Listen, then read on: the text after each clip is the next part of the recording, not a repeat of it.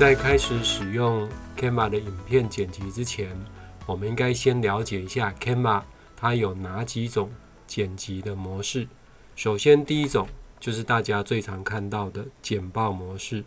您会发现它在下方就会有类似像 PowerPoint 这样一格一个投影片的一个概念。另外呢，还有一种看起来虽然跟我们的简报模式不一样，但是其实它也是属于简报模式，也就是有些例如您可能是打开简报或是一些直式的范本的时候，它会是出现像这样在下面新增页面。那这个时候呢，其实您只要打开下面的页面检视，其实您所看到的就跟我们刚才所看到的简报模式是一模一样的。第二种 Canva 的编辑模式就是您现在看到的这个白板。在 Canva 里面呢，它也有所谓的白板模式，它一样可以增加多个页面，只是呢，这样的白板主要是着重在互动、即时的讨论，所以呢，其实它比较不是用来作为像我们一般简报的呈现或者是影片的制作。所以像我现在这边呢，就可以增加多个页面，那每一个白板的页面呢，都是无限大的空间。所以我们透过 Ctrl 加上滑鼠的滚轮，我们就可以自由的去缩放，看到其他的这个 Canva 白板的位置。第三种的 Canva 编辑模式，就是我们现在要跟大家介绍的影音的剪辑模式。那您如果曾经用过威力导演、绘声绘影这一类的影片剪接软体，您看到这样的编辑方式，应该就会觉得很熟悉。它也是编成一个轨道一个轨道，所以呢，我们在 Canva 里面，您可以透过这样的方式来做影片的剪辑。现在呢，我们就一起找一段影片来试看看咯。首先我找到这个影片，那么在 Canva 里面呢，针对影片它也有两种剪辑方式，一种就是以物件的方式存在，例如像我现在这个，就是把它当成一个物件，我们可以自由的调整这段影片的大小。那这种方式我们在简报模式下也一样可以使用。您点到影片的物件之后，在上面这里就可以看到有一个剪刀，我们只要从这里按下去，您就可以自由决定它的起点、它的终点，以及您想要保留下的片段的区间。完成之后按下这里，这样我们影片的物件就剪接完成了。这是第一种方法。这种方式的好处呢，它就是一个物件，所以您也可以把它套用到我们的边框里面来。比如说我把影片丢到这个边框里面，这样它就有受到我们边框的影响。那当然呢，您也可以放在其他的这种边框类型，比如说我放在一个电脑萤幕上，还是我放在行动装置上面，通通都可以。甚至我把它变成像这样书本里面的一个内容，都是 OK 的哦。在这里呢，有一个地方您要稍微留意一下，如果你的影片是来自于 YouTube， 那这个时候呢，它是没有办法套用我们边框效果的。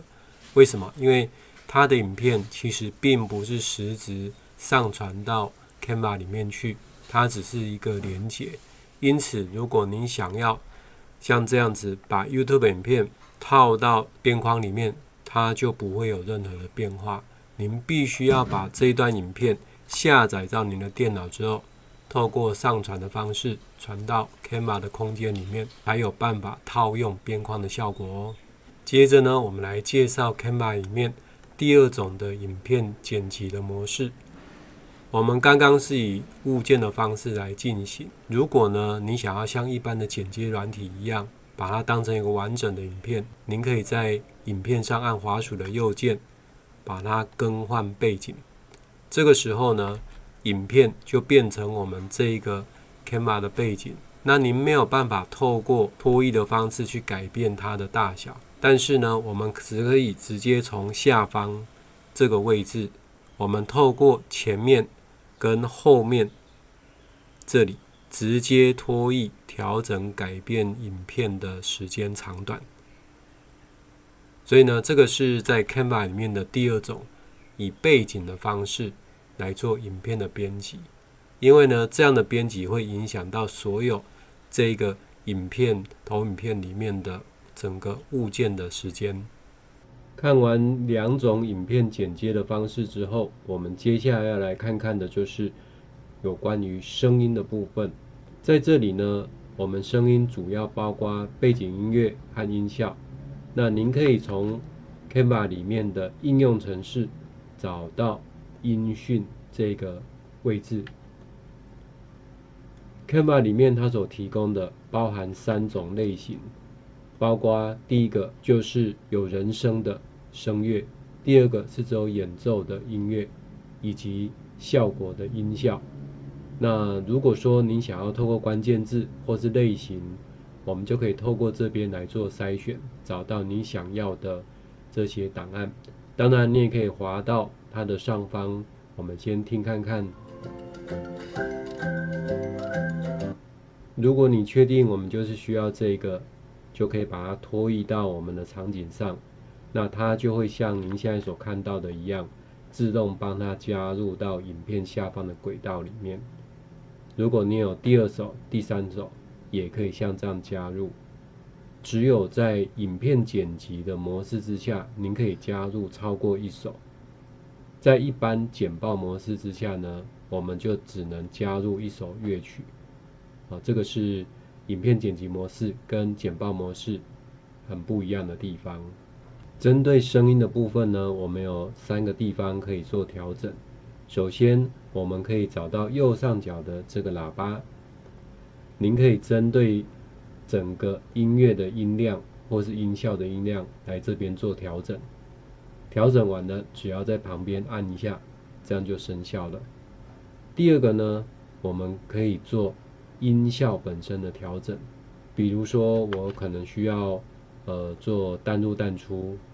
让这个声音不会突然的出现或消失，我们就可以在这个地方帮我们的声音做3秒钟的淡入淡出。那您会发现在 Canva 下方的这个音波上就会有很明显的这个淡入跟淡出的效果。再来呢，如果我们的音乐它本身的时间长度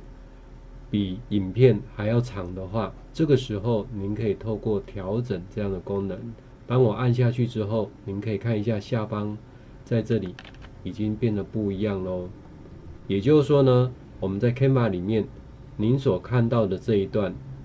只是我完整音乐里面的一部分。那么透过调整这个功能，我们可以直接移动这一个片段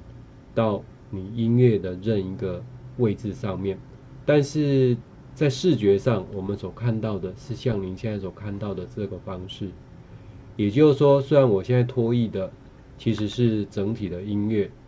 但是呢，它在这个区间并没有跟着移动，而是改变的是下方我们音乐的整体的位置。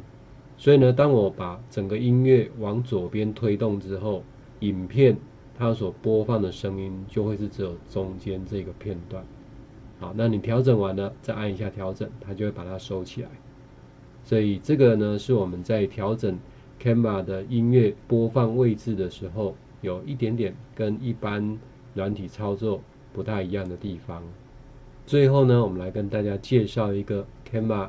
影片编辑上最近才增加的功能，叫做显示时间。我们原本在 Canva 里面，例如我现在在这个影片上方，我们加入的一个动画、2个动画的物件。那么在之前的话呢， Canva 你加入进来之后，这些物件的显示时间就会跟我们整个这个影片片段的时间是一样长的。现在呢 Canva 已经推出了显示时间的功能，你可以自由指定这个物件它所显示的时间，这样就越接近我们一般标准的影片剪接软体。您只要在物件上方按右键，就可以看到一个叫显示时间。我们可以自由的去移动它这个物件它所出现的时间。所以呢，我们让它在前面出现，后面它就自动消失了。那我点到后面这个一样，点到它之后，下方的显示时间也跑出来了。所以我希望它可以在后面的时间才出现。这样子的话呢，我们可以来看看咯。你看前面先出现姜饼人，后面的时候才出现这个 Merry Christmas。当然呢，我们也可以在这上面再加上所谓的动画。好，您可以帮它加入平移，或者是淡入淡出这样的效果，通通都可以。那您加入之后呢，它在这边就会有动画的2个部分，一个是入场跟退场的时候，您都可以显示，还是说我只有在进入还是退出的时候我所显示这样子。那么移动的方向啊，这些都跟我们之前在使用是一样的。如果您觉得显示时间的部分已经用完了，您可以点到物件上面，按右键隐藏时间，这样我们就可以时间轴的空间把它再空出来。此外呢，我们如果没有编辑声音的时候，有时候您可能会看到声音已经变成像这么小一条。如果您需要编辑它的时候，只要滑鼠在上面按一下，它就恢复原本的大小。这个是您在编辑的时候可以稍微留意一下的地方。